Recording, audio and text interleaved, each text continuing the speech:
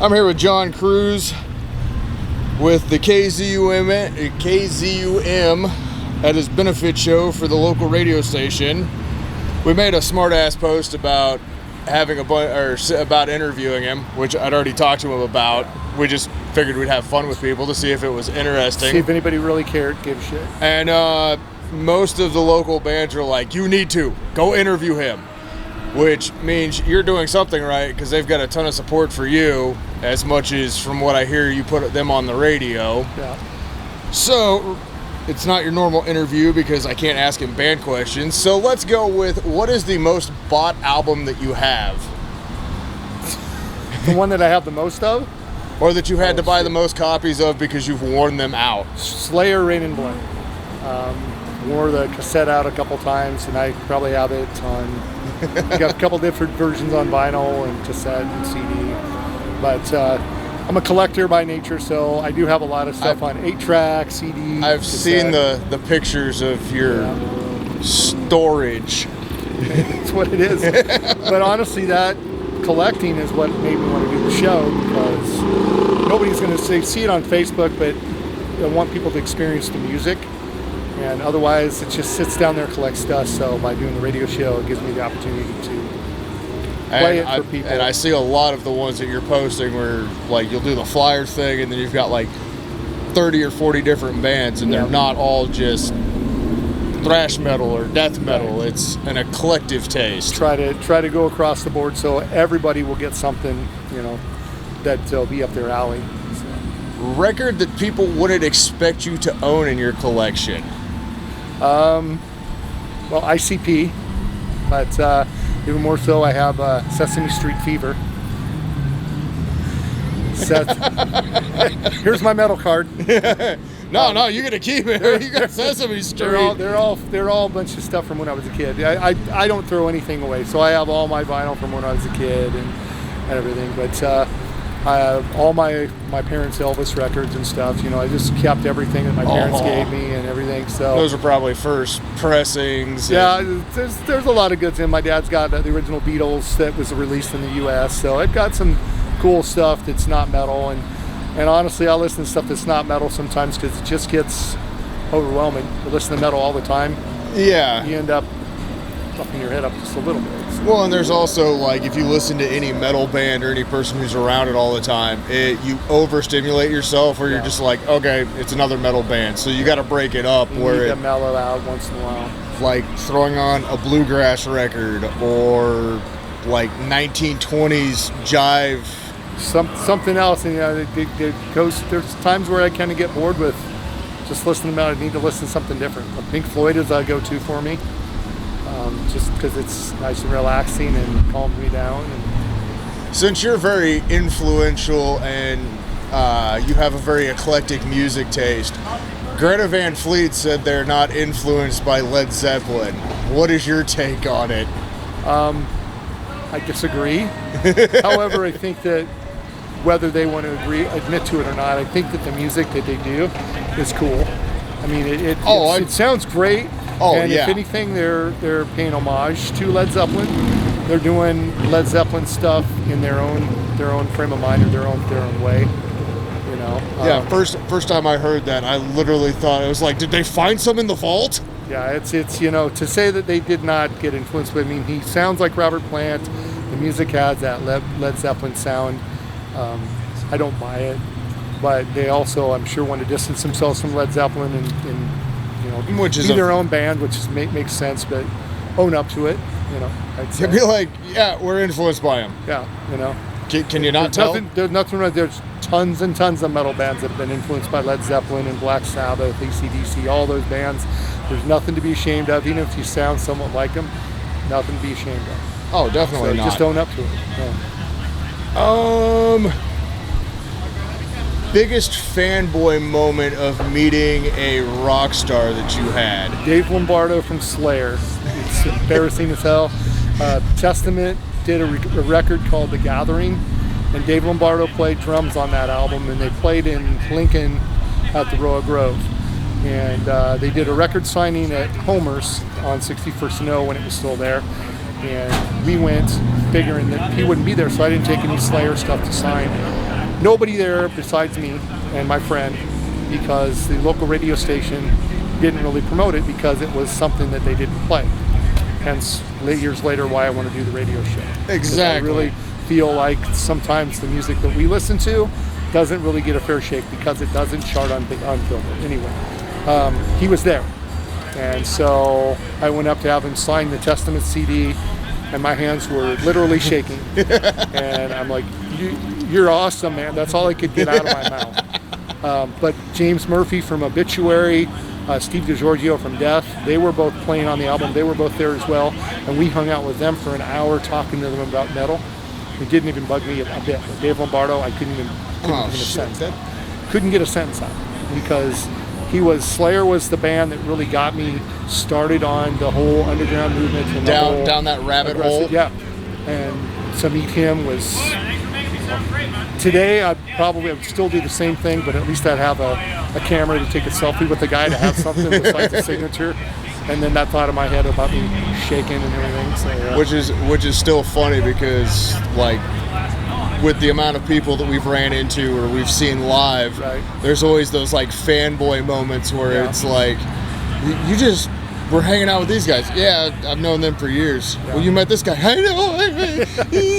You know, I think Facebook helps that though, because as you interact with bands that are on Facebook and you get to know them on Facebook, when you actually go see them, they know who you are, and being able to interact with them, it's a little bit easier to have a conversation with them. You don't feel quite as bad or quite as much of a fanboy. But you still have that. You're still kind of like, you know. I've got an interview coming up with a band that when I messaged them about doing an interview, and they're like, yeah, man, we'll do it.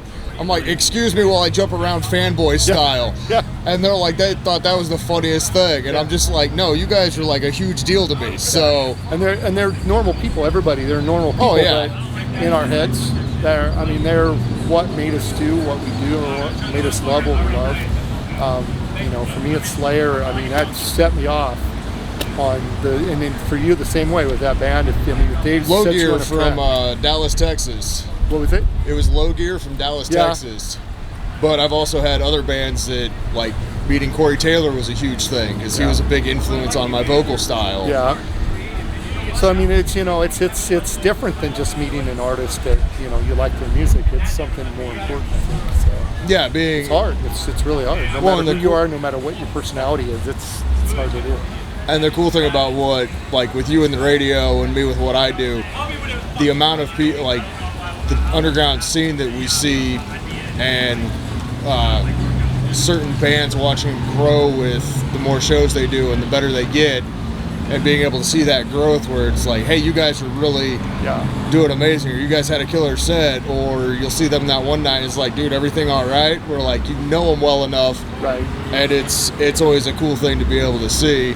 And like, I'm pretty sure I see that I know you've had Viscerous on your radio show with no cussing, which had to be hilarious with Danjo. Yeah. Well, surprisingly, the ones that I didn't, that I thought were going to swear didn't, and then we had people that just, matter of fact, they were talking about Slipknot, and she's like, oh, I heard that song People Equals. I said to myself, surely he's not going to say shit. And he did. I'm like, crap, I have to hit the dump button. And we have so much, 7 seconds to hit a dump button, and it'll take us completely live. Haven't had much issue with that, knock wood, so far. As long as people know. Right, and I just always tell them to pretend either you're at grandma's house. That's definitely the one, right? Or you're at church, and some people, I don't go to church well. Pretend you're at church. Pretend you're somewhere where you can't swear. Grandma's house. Grandma's house is always a good one. Except I'm noticing that with, like, how people are now, like, I know that's not going to work with my grandkids, because they'll be like, but he says that all the time. He's nutty as hell. There's been a few people that have worried me a little bit, but then when they get on the air, when you talk, you're having an honest conversation. It's not scripted, and you don't know what people are going to say. There's always a possibility, but I think everybody that's been on the show, and I've had the last 3 years have fans on the show, they've been all really conscious about what they say. I got a new way you can tell them rather than grandma's house. Pretend you're at court. That'll make sure, because no one cusses. That might work. That might work better than church, because some people might. Yes, sir. Yeah. No, sir. Yes, No, sir. sir. Yes, ma'am. You don't have to call me sir. Yes, sir. We're not at court. Yeah. We're not really at court. Just don't swear. Pretend you're at court with no swearing. Oh, okay. But having them in the studio it's a blast. It's probably more fun off air, just because of the stuff we say and the conversations we have. I bet. And being where I was growing up in the music scene back in the late 80s, early 90s, I kind of became a music snob in a way. I'm happy to say that, because through the years, as I've had younger bands come on the show and they pick the theme, it's been challenging for me, because there's been themes and styles of bands that I didn't really get into. And I avoided in some cases. I'm not ashamed to admit it, because I was an idiot, plain and simple. And by going through and actually playing some of this stuff on the show, I've become a fan. I've been like, wow, I didn't realize they sounded like that. I went off of what was on the radio, people, or like people said, oh yeah, this band is, they said this style sucks, this sucks, just following along, being kind of robotic, just like everybody else, in a way, being a poser and an anti-way, it's just, I'm too old for that shit now. I learned a long time ago that before I say anything about a band, I've got to at least listen to like 2 or 3 different songs. Right.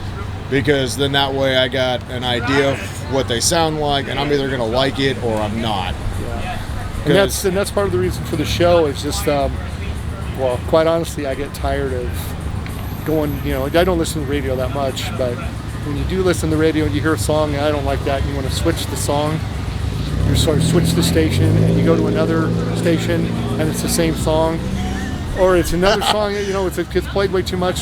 Creed, back in the day when they had like those, what was it, like Arms Wide Open, 6 Feet from the Edge, and they had like one other one, and it didn't matter which radio station it was playing, and you're just like, and nothing against those songs and everything, but they just get played so much, and there's so much more out there.